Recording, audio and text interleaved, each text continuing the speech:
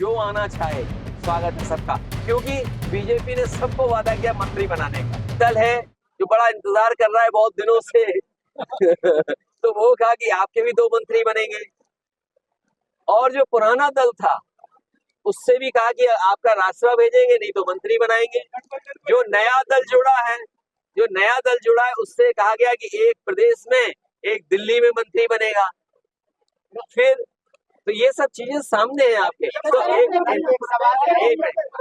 फिर बीजेपी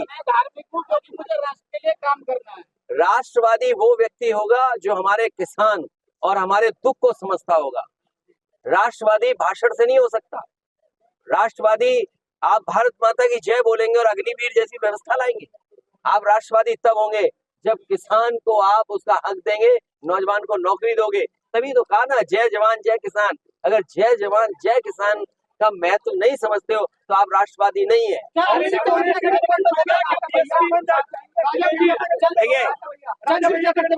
देखिए, जो आना चाहे स्वागत है सबका, क्योंकि बीजेपी ने सबको वादा किया मंत्री बनाने का। कांग्रेस से गठबंधन हो गया क्या? मायावती या आजाद समाज पार्टी से भी आपका गठबंधन होगा? देखिए, ये इंडिया गठबंधन की कई बैठक हो चुकी हैं और कई बैठकों में और कई मौकों पर आप जो सवाल पूछ रहे हो पूछे जा चुके हैं।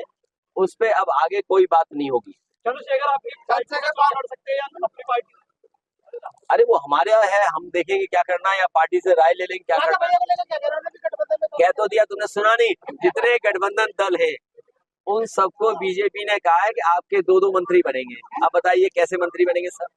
तो जो मंत्री नहीं बनेंगे वो नाराज होंगे, उन सबका सहयोग समाजवादी पार्टी लेगी।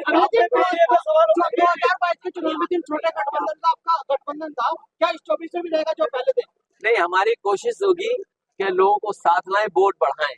अगर वोट 36% पहुंच गया है तो हमारी कोशिश होगी वोट और आगे पहुंच जाए। जाएंगे, हम यात्रा में जाएंगे और उनका बहुत जल्दी विस्तृत कार्यक्रम आने वाला है।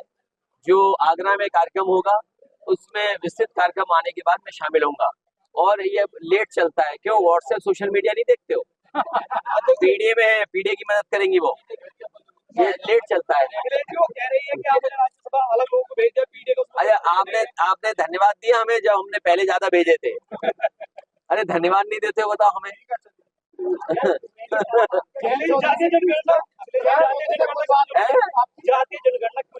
इसलिए जरूरी है कि आपको पता लगे कि कौन कितना समाज में है। कम से कम उन्हें हम संविधान के तहत, जो बाबा साहब भीमराव अम्बेडकर जी ने संविधान बनाया, तो जो हमारे दलित भाई हैं उनको आबादी के हिसाब से हक और सम्मान मिल रहा है। आदिवासी हैं, उन्हें भी हक और सम्मान आबादी के हिसाब से मिल रहा है। तो जब विशेष अधिकार की बात हो तो मैं समझता हूँ हर समाज के लोग चाहते हैं कि जाति गणना हो जिससे उन्हें मौका मिल सके, बराबर का अधिकार मिल सके। अरे कोई वापस आएगा हम ले लेंगे। नहीं, मेरी बातचीत हुई, लेकिन वो हमारे संबंध उनसे खराब नहीं है।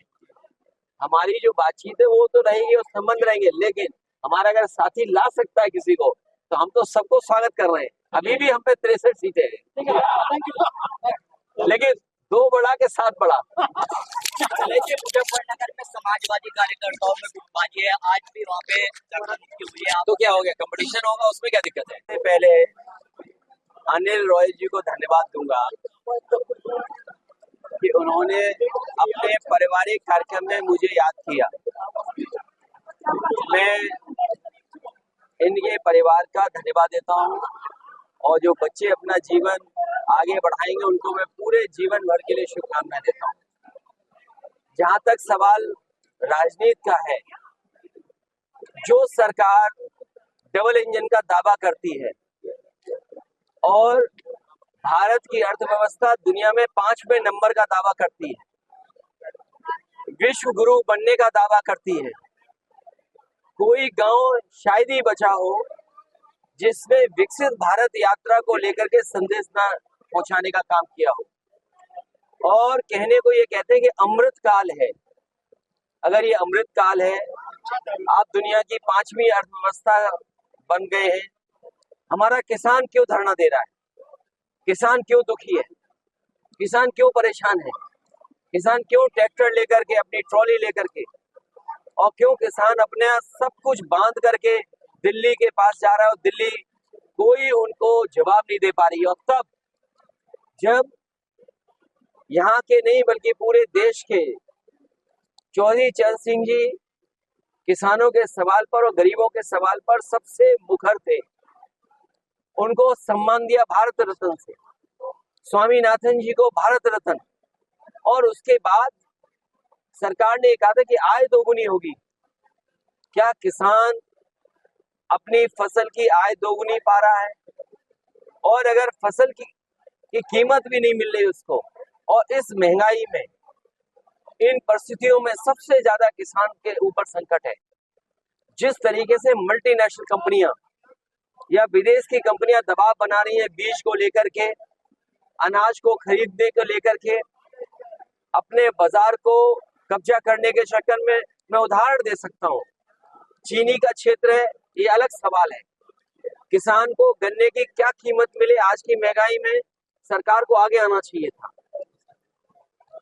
गेहूं किसके लिए खरीदवा रही है सरकार? पैकेज आटा किस पर पहुंच रहा है? उसमें मुनाफा कितना कमा रहे हैं? रिफाइंड तेल जिसके बिना खाना नहीं बन सकता गरीब का, घी, रिफाइंड, सरसों का तेल, इसका बाजार किसके हाथ में जा रहा है? तो सवाल बाजार का है और बाजार के ऊपर किसान को छोड़ रहे हैं। एमएसपी सरकार दे, एमएसपी की लड़ाई किसानों की पक्ष की लड़ाई है। और जब भारतीय जनता पार्टी भारत रत्न दे करके वोट लेना चाहती है, तो वोट लेने के लिए किसानों की सुनवाई करे, उनकी जो मांगे उनको माने।